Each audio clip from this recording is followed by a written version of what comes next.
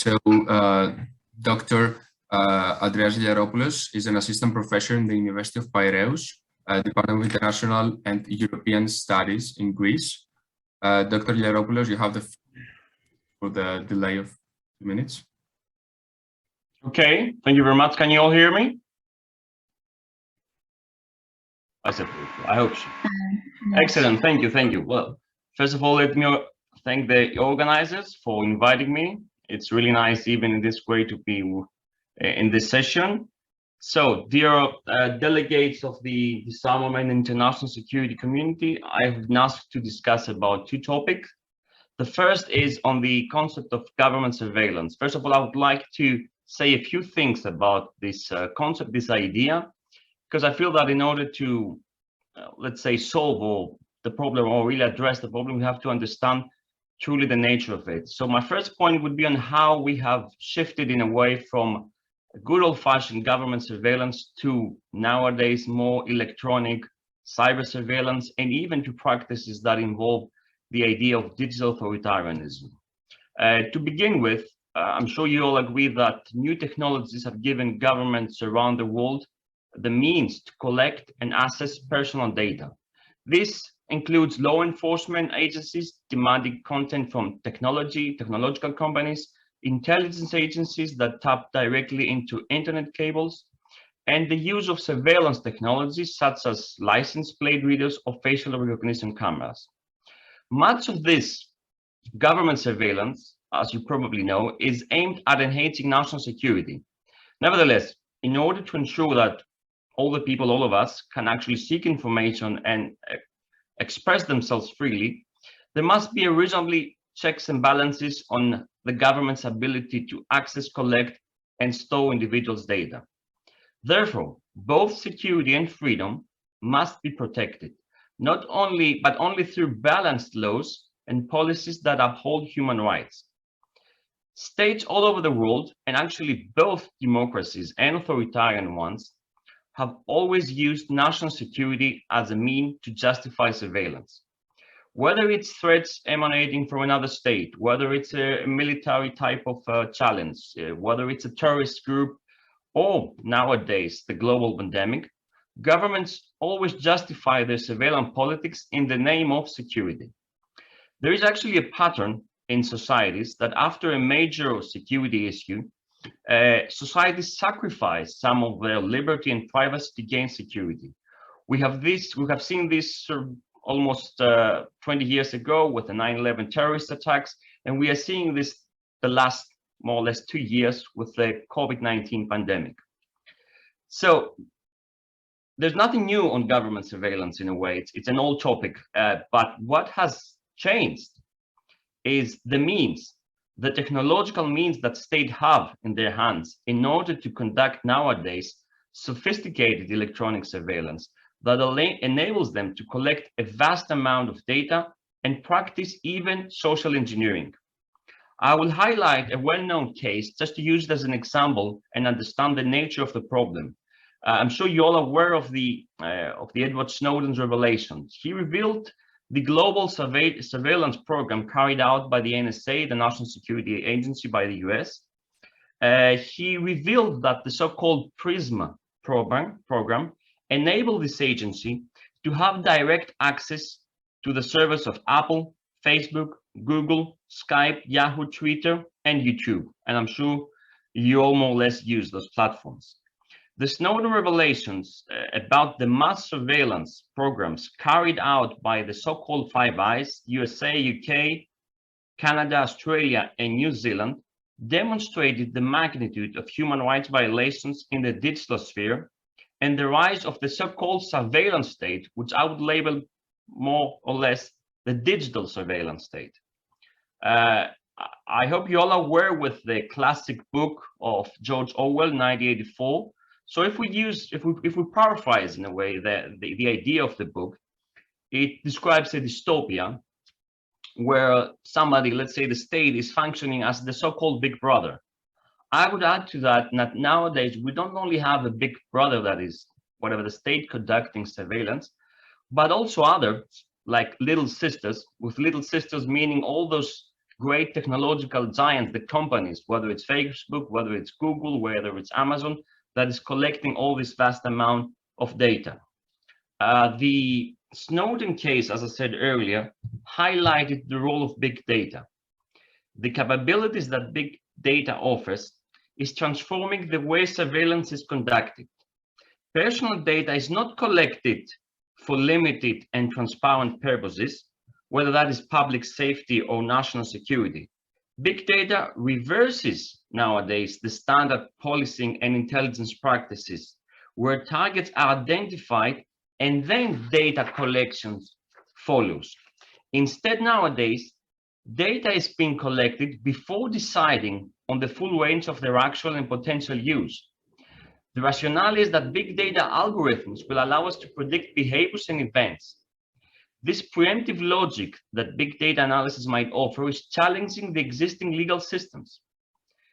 Although state surveillance, as I said, is not really a new phenomenon, the reach and power of big data nowadays to relate and synthesize all this information and produce the so-called metadata, these are a direct threat to human rights and to privacy.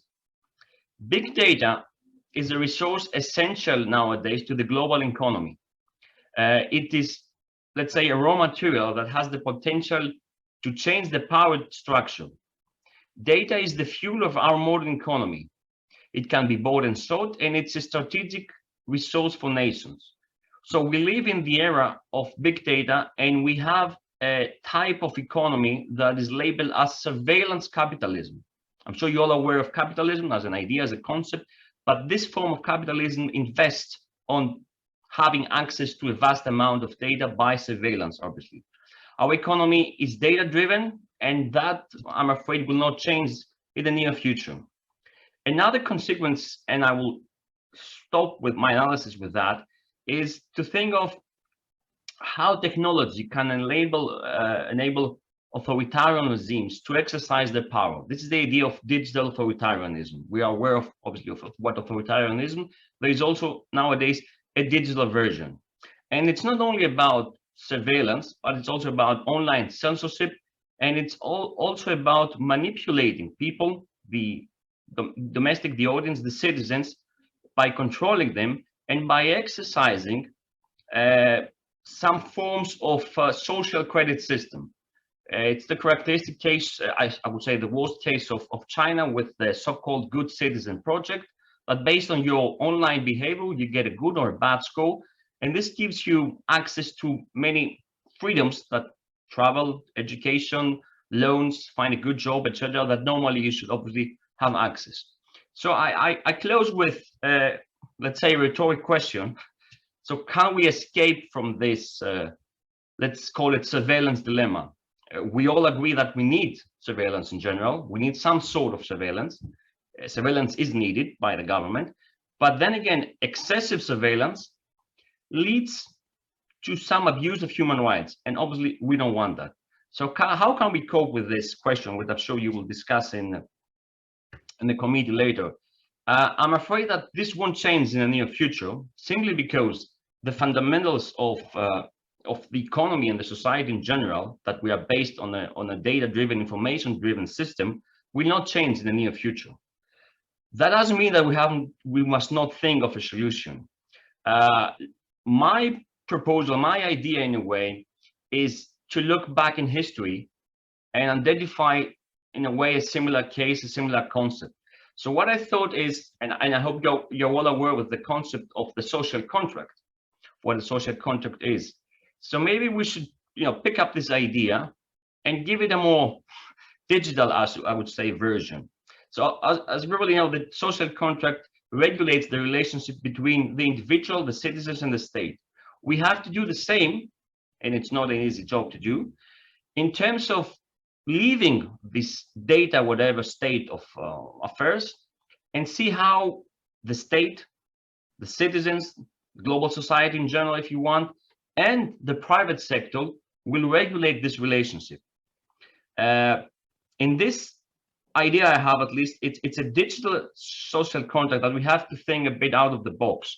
We have to include the private sector, because whether we like it or not, they are driving the economy. They are playing with all this data, they are using this data, and they are an important player. And there are developments out there, like the General Data Protection Regulation 3 or 4 years ago, that really point to this direction. I think it's an ongoing discussion about how we should regulate all these issues.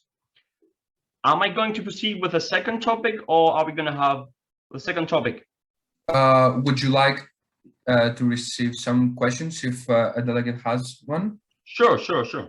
Okay, so delegates, Dr. Liaropoulos made some excellent points about the new means of technology, the demand for new legislation, a really nice term about surveillance capitalism and how we should look on history to determine what we should do next. Are there any questions maybe addressed to Dr. Liaropoulos?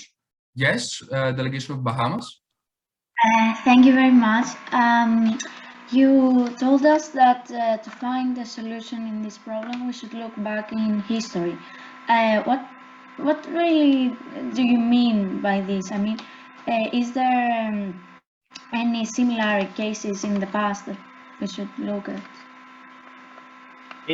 Okay, thank you for your question. In a way, the idea of social contract, it's a deal, a compromise back in history about how the state should regulate its relationships, its obligation with its citizens. So nowadays, if a society feels that the state or somebody has to regulate its data, has to stop the surveillance, or has to alter the model of surveillance, then we should have this, let's say, agreement in a way. Social contract is a form of an agreement between the ones that are governed and the government.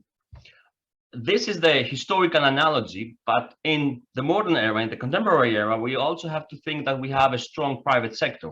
We didn't have such a strong private sector about data, obviously, 300 or 400 years ago when we had Hobbes, Leviathan, and all these concepts. But nowadays, we cannot deal without the private sector.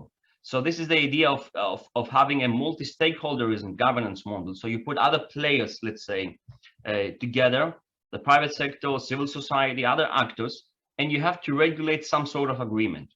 That's the idea about looking how we dealt with kind of a similar situation in the past about security, about many other things in terms of how the state has developed.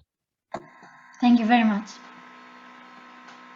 Are there any other questions? Delegate of Russian Federation, followed by Bulgaria and Yemen. Thank you for your speech. You said that you support surveillance under specific situations. What are those specific situations? They have to do with national security, and it depends on how each state defines the concept of national security. It could be terrorism, it could be another state, it could be, I don't know, minority issues, whatever issues that somebody feels they're important, and for reasons of national security, obviously they do surveillance. Thank you. Next delegate. Yeah.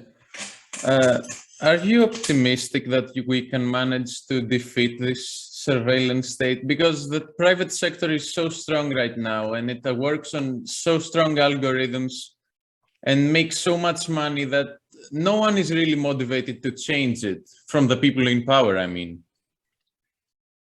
Okay, that's a good question. I really don't have a good answer. I am optimistic by nature because I choose to be optimistic, but really it's a hard issue to solve. There is one angle that is strictly technological. I cannot give you an answer on that because I don't have an IT background, and you cannot, more or less regulate the power of technology, of invention of everything. So we don't know how things will evolve in the near future.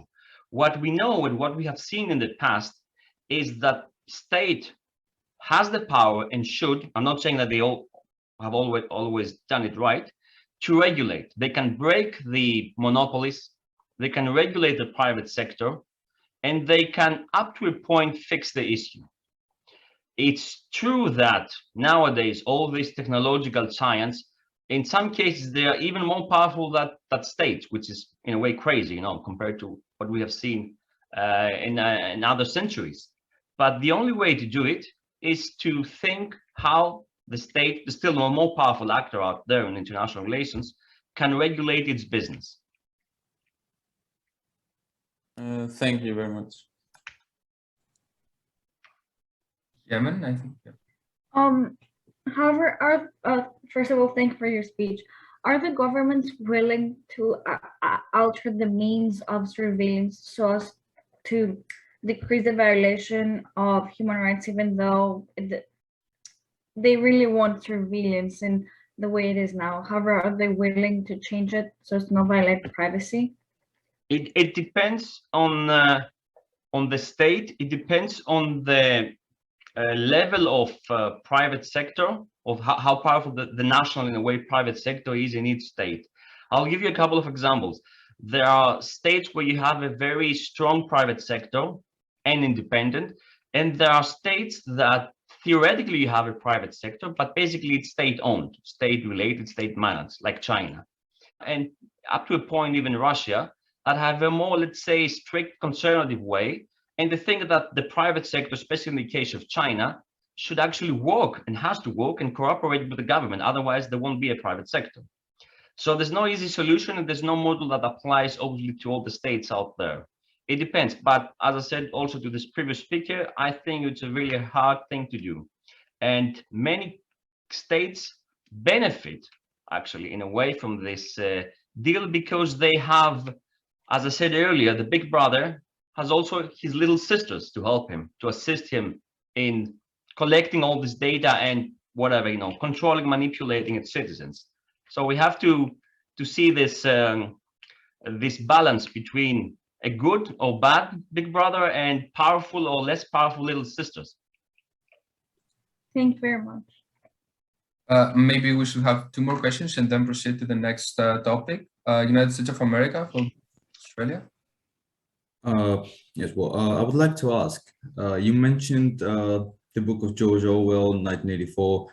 Having read the book and understood, well, I hope I have understood correctly, the authoritarian nature of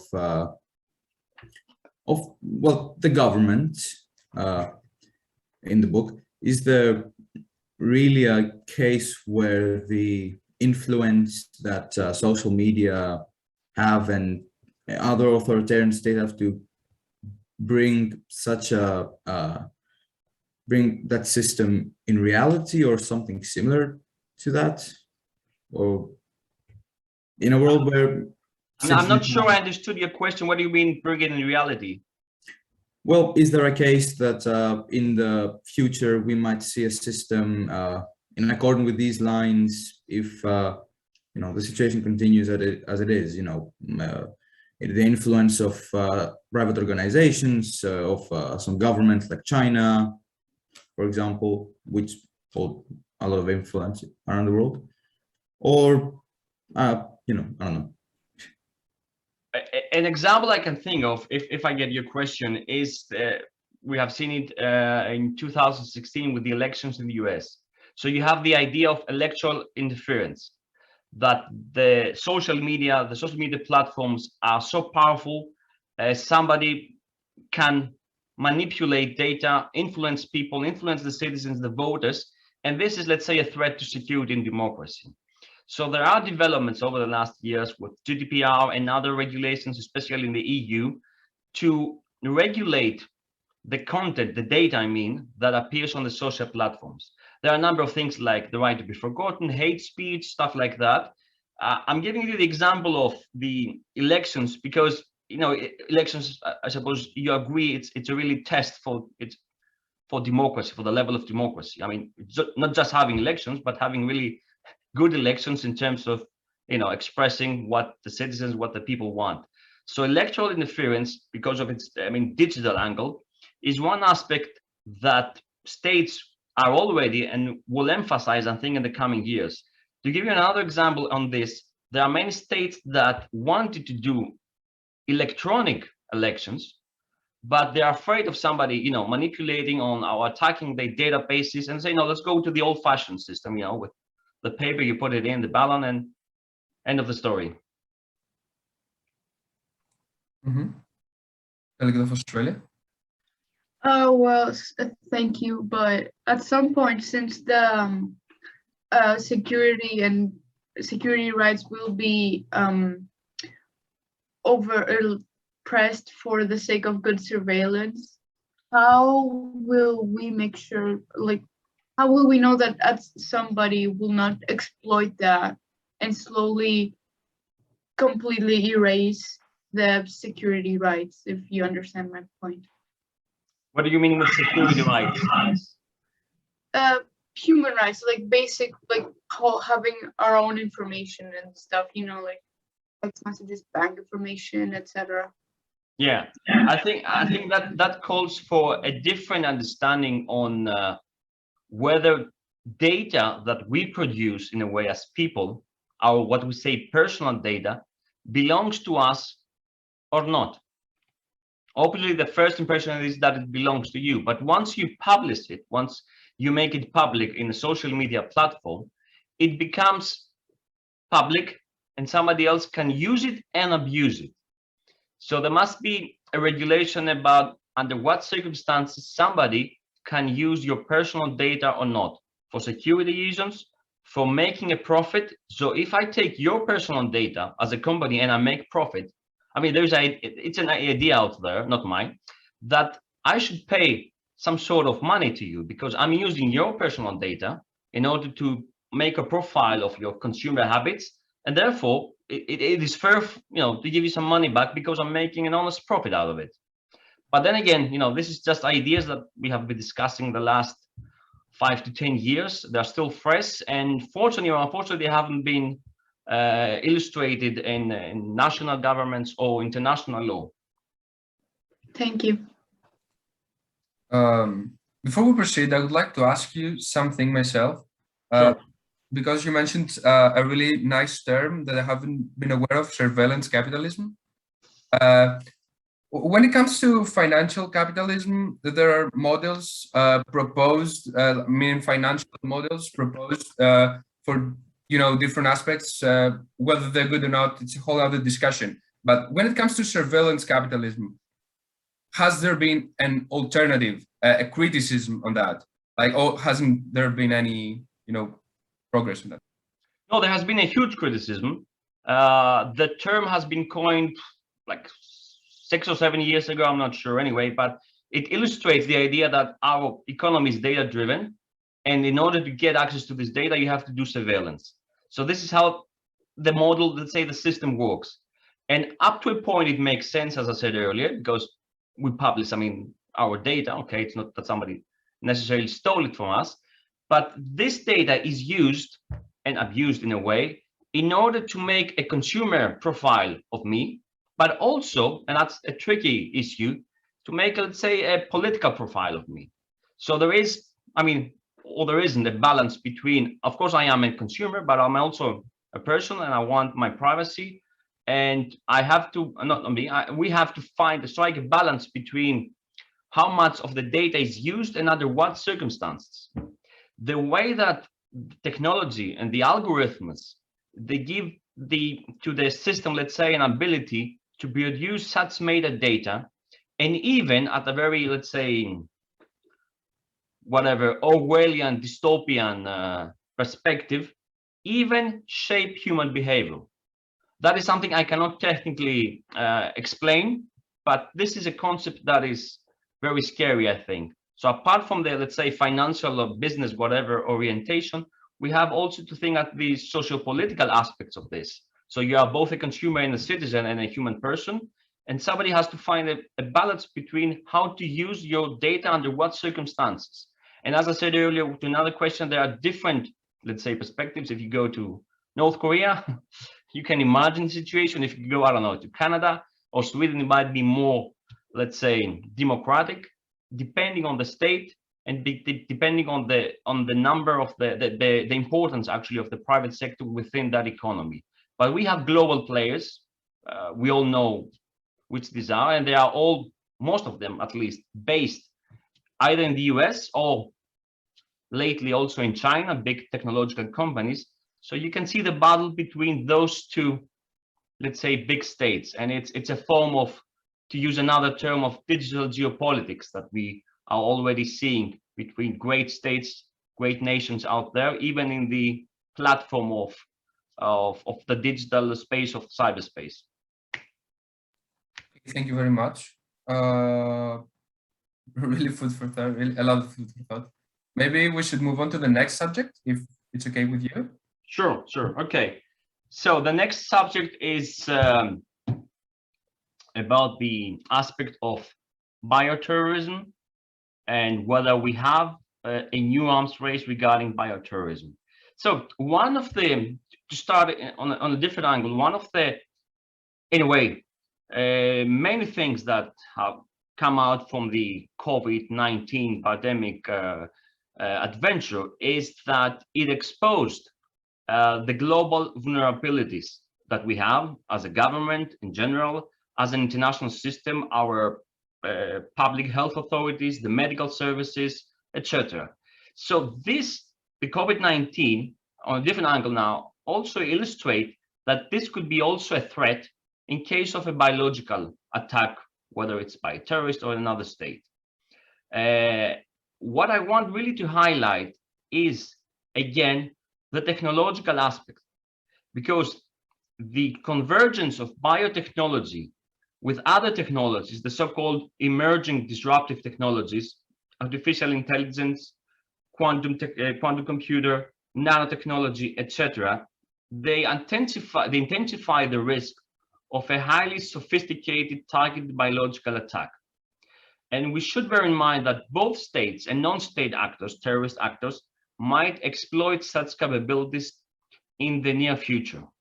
So, as I said, I started with the COVID-19 case because it's giving rise to the threat of bioterrorism. The pandemic might highlight the possibility that terrorists can actually use biological weapons, to conduct bioterrorism attacks. So there are obviously two things that we should consider, and I also think as part of this committee, the need to ensure effective biodefense strategies and strengthen international governance frameworks in the field of biosecurity and arms control. And obviously that includes the 1972 Biological Weapons Convention. 1972, almost 50 years ago. So I think we have to update the certain convention to really make sense nowadays. But I will stress a bit more the technological aspect. So there is a rapid development of these disruptive technologies, as I said earlier, artificial intelligence, nanotechnology, quantum computing, etc. And these technologies are of dual use. I mean, they can be used for peaceful purposes, such as medicine and protection, which obviously is a good thing, but they can also be weaponized. So that's the tricky part here, that we have these technologies, they are already here, and it's easy, very easily to be weaponized by, a hostile nation or a terrorist group. I will just give you one example. Again, it's technical, I don't want to go into technical details, that through advanced DNA sequencing techniques, it's easier to genetically engineer viruses and other disease-causing organisms. This can increase their lethality, if you want, expand their host rates, and enhance the resistance to therapeutic interventions. Another thing we have to, since we were discussing about the idea of arms race in a way, and biological weapons as an arm, we have to think of the risk of proliferation of knowledge and these technologies, of the know-how for producing biological weapons. Don't forget that, as I said earlier in the previous discussion, we live in the era of big data and of information technologies. All the systems and processes involved in these emerging technologies, they are all being digitized. They are all hosted in a cloud out there. So it could be quite easy for somebody to steal those, have a case of cyber attack or cyber theft, steal and have this knowledge about conducting a sophisticated biological attack. And to think again, as I said earlier, about the private sector, who controls these technologies? Who is conducting the scientific research in the field of biological security? Again, it's the private sector. I mean, yes, we have governmental labs, but in most cases, and the most sophisticated ones, are driven by the private sector. So there is a difficulty to maintain oversight over these technologies. And since technologies rapidly develop in parallel, all these technologies, and they are often interconnected, it's difficult for national and international regulatory bodies to monitor all these technologies. And the fact they have, as I said earlier, a dual use makes it even more problematic. Now, going back to more specifically to the idea of bioterrorism, I'm just quoting now a phrase by the UN Secretary General in April 2020, where he said, and I'm quoting, "The weaknesses and lack of preparedness exposed by this pandemic provide a window onto how a bioterrorist attack might unfold." So as I said, we have to entertain the possibility, the idea, if you want, that terrorist organizations might use biological weapons. And why? Why not? There are certain benefits if you think, if you go into the mind of a terrorist. First of all, the difficulty of detecting or tracing a biological agent and the delayed effect this can have once dispersed may also constitute a factor that the terrorist group will use. Terrorists can retain a degree of anonymity and avoid responsibility by a terrorist attack. Another issue is that in sharp contradiction, obviously, with states, and we are in a committee, obviously, with state representatives right now, terrorist groups are not bound by treaties and conventions like the Biological Weapons Convention, right? So to finish my short presentation, and unfortunately, I cannot really provide you with a solution to this problem, but is there something we can do? I think, again, as I said, I choose to be a bit optimistic. First of all, I think that we should increase the awareness about biological weapons and bioterrorism. So there should be national and international campaigns out there about the effect that biological weapons, bioterrorism in general might have, to understand the full spectrum of all these biologically related, let's say, threats. The governments and international organizations should do regular, maybe on a national base, exercises, scenarios that are based on biological attacks. So if something happens, how would you respond? Whether it's a state or a terrorist organization, that's regardless, right? We have to prepare ourselves. The second thing, and I mentioned that earlier, is to update the Biological Weapon Convention.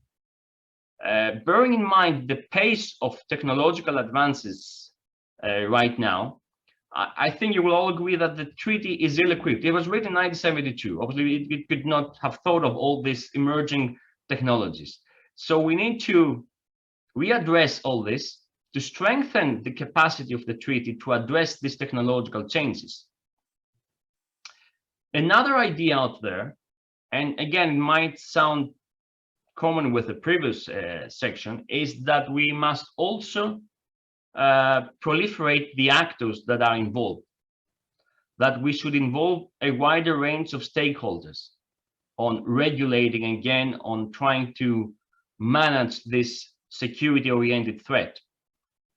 And last but not least, and I'll be honest with you, it's something that we always mention, but we're not sure whether that will also work, is that states need to collaborate. Of course, states have their own interests, have their security risks, their security dilemmas, but in such, let's say, extreme cases of preventing, let's say, a bioterrorist attack, we should have better intelligence sharing, and we should strengthen this cooperation, if not at a global level, at least at the regional one, for example, whether it's EU, whether it's NATO, or in bodies like Interpol, Europol, to be more specific.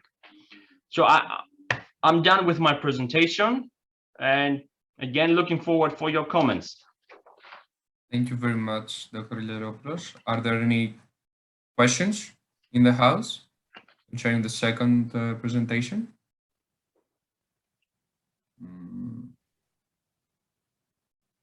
Guys, no?